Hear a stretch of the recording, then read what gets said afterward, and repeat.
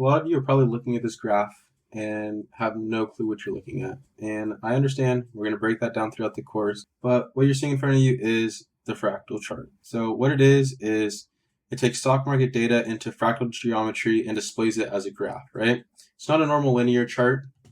And all that means is if we're at, let's say, 500, no matter how far left or right, you're always going to be at 500 if you stay on that same horizontal line, right? But now in the fractals, you can see right here, we're going to be looking at this price over on the right.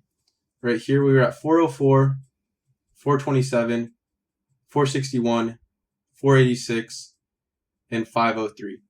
So all of these rejected in that same area while being $20 to $40 apart.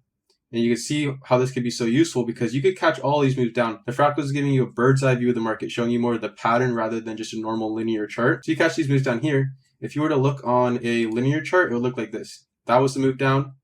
That was a move down. That was a move down. And I believe there was one like right here. So you can't see that same resistance line. Like this is just a straight trend up. Whereas the fractals is showing you, okay, reversal here, here, here, and here.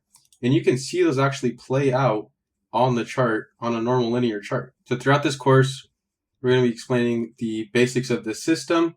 If you have any questions, feel free to ask as you go through it. You can always book a one-on-one, whatever you feel will help you the most.